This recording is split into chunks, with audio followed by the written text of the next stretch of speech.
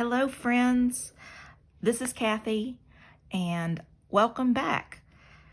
We're going to get started on our project today. So I've got my project inside my hoop. I've got 2 pieces of fabric. It's still nice and taut. Still got my little drum. And I've got my needle. And today we're going to work with the red thread. So you should have a little card with each thread, and there should be more thread here than you're going to need.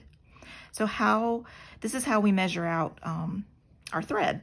So it's super easy. You're going to take this piece and you're going to put it on your nose. I'm not kidding. And then you're going to stretch this out with your arms stretched out all the way until you make a straight line between your nose and your hand. And then that tells you how much to cut, okay? So we're gonna cut that right about there.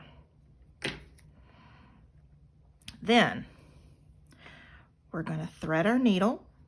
So remember, I bite down, pull it through, and now we've got this nice sharp point that we can easily slide our thread through, okay? We're gonna pull out just a little bit of a tail. Then we're gonna put our knot in. And yesterday I showed you 2 different ways to make a knot. So you just do whatever's easiest for you. If you need to get your grown-up to help you, there's no problem with that. You just go say, please, will you make a knot? 1, 2, and I'm gonna loop 3 times. Now there's a little bit of tension on this, so I'm pulling it. I'm gonna slide that down and then pull my needle through to make a knot. There's my knot. And look, I almost pulled my tail out. But what happens if I pull that out? No big deal. Just gonna rethread it, okay? So now I've got a knot, and whoopsies, I'm gonna cut off the tail. So I just wanna leave about that much, okay? If we leave too much, it's going to be messy on the back of our project. All right, so here we go. We've got our needle, we've got our knot. We're gonna pick up our project and we are going in from the back, but we are aiming for this spot right there. So we wanna take our needle on the underside and see, if you can't figure out where your needle is, just poke. And then get closer and bingo, I hit the target. So I'm gonna go ahead and pull that through. Now I wanna pull it through till the knot is touching the back of the fabric. Not too tight, but all the way. Then we are going to make our first stitch. Now, one thing that's important in embroidery is to try to make our stitches as uniform as possible. That means as much about the same size as we can. So we're gonna pick a size. And for this project, I think that's about that big. So that's gonna be about there, okay? So I'm gonna stick my needle in and I'm gonna go back through and pull my thread all the way until it's just there. Now we don't need to pull this tight, just until it's laying on the surface of the fabric. If we pull too tight, we're gonna end up having the fabric pulled on our project. Okay, so this is our stitch length. So now we wanna kind of eyeball to go up to about here. Now, our thread is on the bottom of our fabric. So we learned yesterday, if it's on the bottom, then we're gonna come up through the bottom. So right about there, if you look, this is about the same length as this. It does not have to be perfect, friends. My stitching is not perfect. All of this is practice. So every time we stitch, we're just practicing and getting a little bit better each time.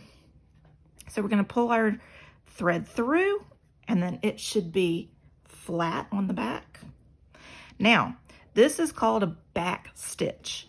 That's because we're going to put our needle in, and then we're going to stitch back to the previous stitch.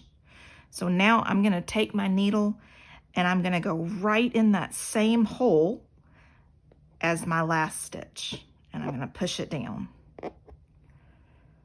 Okay, pull all the way through just till it's flat with the fabric. Now, once again, we're gonna poke our needle till we can find our spot, and we're aiming for about right there. Okay, so again, that's about the same length as each of these previous stitches. We're gonna poke it through, pull, and then we're gonna stick our needle, let me see, get you a little bit closer, right back down in that same spot. Boom. And we're gonna pull through. Do it again. Gonna find our spot. Now that one might be a smidge bigger than the previous ones, but you know what? It is okay, friends. It is okay. We're gonna pull that all the way through, and then we're gonna go back down. Okay. I like to try to keep my thread pretty neat while I'm working. Sometimes you may get a snag or a knot. Most knots can be undone, especially if you don't pull too tight on them. In fact, I am going to put a link to another page that she just does a great job of telling you how to pull a knot out. And perhaps we'll get a knot and I can show you that. So this is our back stitch. We're just going to keep coming up on the line about the length of one stitch. Come up, pull our thread gently, and then go right back down where we started. Okay.